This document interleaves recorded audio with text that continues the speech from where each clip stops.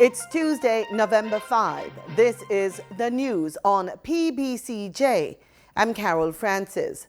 The findings of the Auditor General's Performance Audit Report on Procurement Management in the Jamaica Constabulary Force, the JCF, were placed under the spotlight at the Public Accounts Committee meeting this morning. Senior officials of the Ministry of National Security and the JCF responded to the findings of the 36-page report tabled in Parliament, which intimated that the procurement activities were not aligned with operational targets and goals to ensure the most economical use of the $3 billion allocated annually for the purchase of goods and services. The report cites the fact that the method of selecting caterers of meals for detainees held in police lockups was not subject to annual review. Neither was there any evidence of contracts for 7 of the 65 caterers that were used for the 5-year period. Also cited in the report were instances of contracts that found that did not stipulate service and performance standards, resulted in inconsistencies in the dietary meal plans and service standards across the various police stations.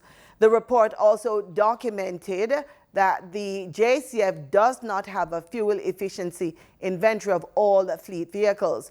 The auditors also found that there were instances in which the management of procurement activities for selected high-value expenditure areas were in breach of the procurement guidelines. The Auditor General stressed that the deficiencies identified in the JCF's procurement management underscored the need for greater emphasis on proactive procurement planning and monitoring to identify cost reduction opportunities and containment measures in order to benefit from savings in the long run.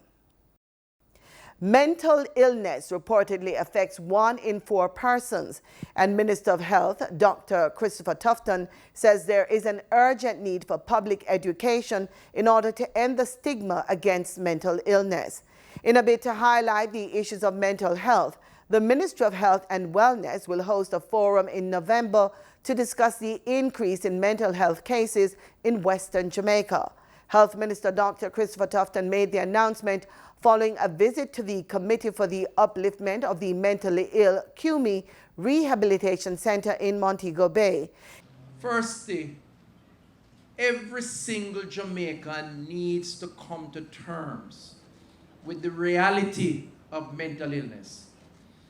And we need to reconcile in our minds, reconcile that reality with the traditional perceptions that we have around mental illness. He noted that many mentally ill persons are alienated by families and the wider community because of the stigma associated with the disorder. Mental illness is no discriminator of persons. It affects those who are in the boardroom at the highest level of professional attainment. It affects those who are on the shop floor cleaning the bathroom or picking up the garbage. So none of us must feel that we are better than being affected with mental illness or mental illness challenges. The forum is aimed at encouraging a community-based approach to tackling mental illness, as the public health system does not have the capacity to deal with the issue alone. Prime Minister Andrew Holness attended the 2nd China International Import Expo, which opened today. A team from JAMPRO is attending the China International Import Exposition as well, with a display of Jamaican products. On Monday, Prime Minister Holness held bilateral talks with the President of the People's Republic of China, His Excellency Xi Jinping, in Shanghai. Mr. Holness, who is on an official working visit, spoke of a number of areas of cooperation in renewable energy, agriculture, healthcare, STEM education, and the strengthening of the strategic relations between Jamaica and China. The Prime Minister also said further investments are being sought as Jamaica positions itself for special economic zones and port development under the Global Logistics Hub Initiative, which is an essential component of the Belt and Road Initiative. Prime Minister HOLNESS also outlined the opportunities for even greater growth in these areas and the scope of further cooperation in other areas such as sport, education, culture, and tourism. And the Prime Minister also met with the mayor of Shanghai, Ying Yang, and toured the world's largest automated port, the Yangshan Phase 4 automated terminal.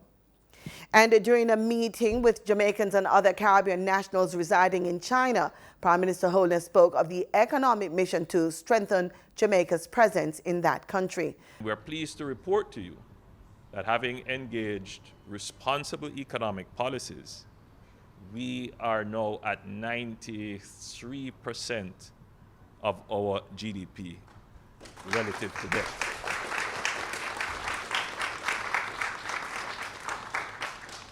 So the situation is still troubling. You know, we owe as much as we produce in any one year, but just a little less. The intention is to push that debt to GDP ratio down to somewhere in the region of 60%. And we have a few more years to get to that point. And we have gotten to that point by making a sacrifice, by reserving 7% of our revenues to pay debt before we do anything else. And we have been doing that consistently now for almost a decade, which accounts for how we have managed to bring down the debt. So we are on this pathway of bringing down debt. So our presence here today is not about getting more debt. Right? That we cannot go back to that strategy. Our presence here today is about attracting investments into Jamaica and opening up markets for Jamaican goods into China. Mr. HOLNESS says there is no plan to provide fiscal incentives such as tax breaks. According to Mr. HOLNESS, the government is instead working assiduously to make it easier to do business in Jamaica. He is urging members of the diaspora to play their role in ensuring Jamaica's economic independence. Part of your role as well is to spot opportunities here in terms of investments, products, goods, and services, and seek to have them brought to Jamaica. And you, same way, spot products, goods, services, opportunities in Jamaica and bring them to China. That's the role of our diaspora. That's the role that you will play in ensuring Jamaica's economic independence. So I want to encourage you to play that role. And you play that role much better when you are organized, when you are together, when you have leadership, strategic leadership. That's part of what we call the para-diplomacy. So yes, we have the formal diplomacy, but then there is a parallel diplomacy. What you do with the links you make, the friends you make, the connections you make. We need to ensure that if we have a problem, we can pick up the phone and call Ambassador Hugh. But we also know that there are persons here who have worked well, contributed to the community, is known, who could also pick up the phone and call. And that's part of the power of the diaspora. On Monday, the US dollar ended trading at $140.21, down by 21 cents. That's according to the Bank of Jamaica's daily exchange trading summary. The Canadian dollar ended trading at $107.28, up from $106.77. The British pound sterling ended trading at $179.06, down from $181.26. Academic employees of the University of Technology, UTech, met on the weekend to discuss the government's offer of a $400 million interim payment of retroactive salaries owed to them. The figure is less than half of the reportedly $886 million outstanding. The UTech employees have been on strike since Friday, October 25. The strike resulted in the cancellation of classes for the more than 3,000 students at UTech. Meanwhile, the University of Technology's student union will reportedly be hosting study sessions to assist students prepare for examinations. In regional news, Dominica's Prime Minister Roosevelt Skerrit has disclosed that the People's Republic of China has agreed to fund the construction of an international airport in the northeast of the island. Visited the site And on 8th of November, they will send a team to review what we have done so far and to look at the next steps. So, my dear friends, with the solid support of the People's Republic of China, Dominica will have its international airport, and we expect that works will begin in earnest in 2020, the year of our Lord. Mr. Skerritt also said discussions about other issues, including visa-free access to China for Dominicans, were discussed. The special envoy from China informed me that a final decision on visa-free access to China by all citizens of Dominica has received the favorable consideration of the Chinese authorities. Also, the government of China will make a substantial grant contribution to assist with budgetary shortfalls, which will allow the government to implement its projects and programs with no obstacles going forward. Trinidad and Tobago's Police Commissioner Gary Griffiths has dismissed calls by the Law Association of Trinidad for evidence to be made available to it to support claims from criminal lawyers. Mr. Griffiths says the request was out of order. Criminal lawyers turned criminal. It's an allegation by the Minister of National Security and now the Commissioner of Police Gary Griffith that is causing contention with the Law Association.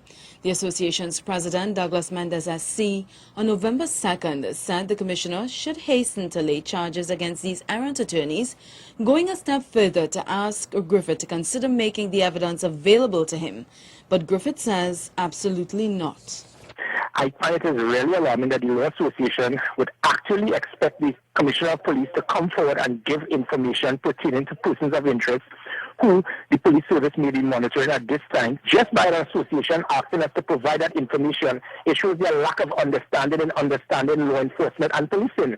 The police have no authority or right to come forward to give information to any association. When we do our investigation, when it is time for charges to be laid, if so, that is when they would know, just like any other citizen in this country. Griffith is unapologetic when it comes to his statement concerning lawyers who are involved in criminal activity, and he says he will not be silenced. So how come when it is comments are made about police officers being rogue elements, there's never been this concern? What makes persons who wear robe more equal than others? And that's the simple question I would ask. In addition, the police commissioner has some advice for the Law Association. I would advise the Law Association not to bury your heads in the sand, but to accept the fact that there are individuals who have used their position not just to be criminal lawyers, but to now become lawyer criminals, where they have been involved in aiding and abetting, supporting, especially persons in gang-related activity. I would be monitoring them like a hawk, and I would be doing what is required to put some degree of stability and sense of security in this country for law-abiding citizens. Concerning Griffith's open criticism of a magistrate who granted bail to a man held with several automatic rifles, the association says, while the commissioner is free to do so, it is unfair to keep using the seriousness of the offense to continue along this path. But Griffith sees it differently. This is not a banana republic. You can make a comment to state that, listen, it is your right to get bail. Which country in the world somebody will be held with 9 assault rifles that can actually kill 500 persons, and the person could just spend $50,000 and get out onto the streets? And people have the audacity to try to justify this. Despite this, Griffith calls the statement issued by the Law Association as balanced and very professional when compared to others. The newly elected head of Grenada's opposition National Democratic Congress Party, Franca Bernardine, says it will not be business as usual. Vision for this country involves every person. There is room for all. Our investment must be first and foremost in people and the attitudes to change and development.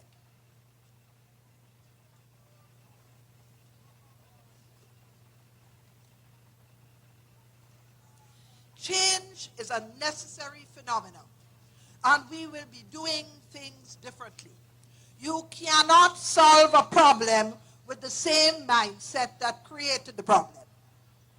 The old mudslinging politics, buy yourself a vote, rum and saltfish politics. I told you I'm not going in the rum shop, but I'll be outside and in the community centers. The obsessive search for politicians who could win votes rather than people who could manage the affairs of the state brings low levels of productivity.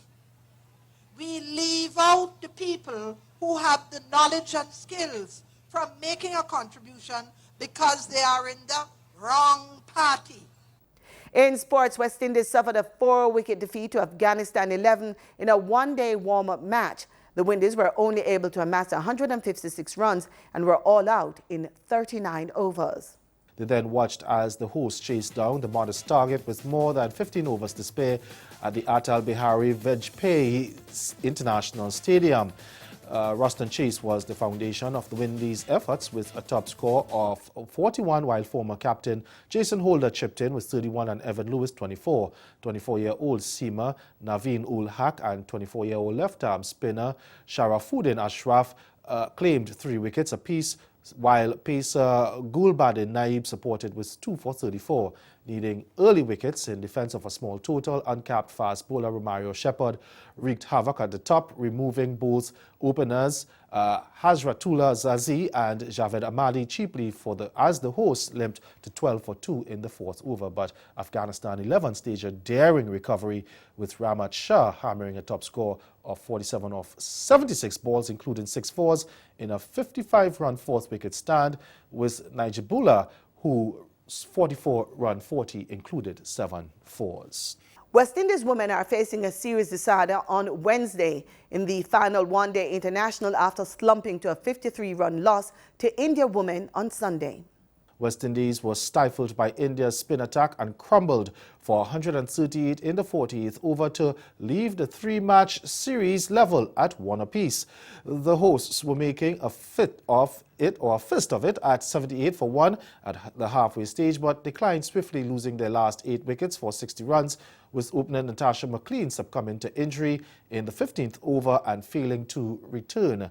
18-year-old Brittany Anderson is the only Caribbean athlete shortlisted for the International Association of Athletics Federation's IAAF Female Rising Star Award. The 18-year-old clocked 12.71 seconds in July to break the world under-20 record in the 100 meters hurdles. She is up against 4 other athletes from Ethiopia, Ukraine, the United States of America, and Ecuador for the title. The winner will be announced at the World Athletics Awards 2019 in Monaco on November 23. And that's our package. Join us again tomorrow, same time, same place, for more news and sports right here on PBCJ, the People's Station.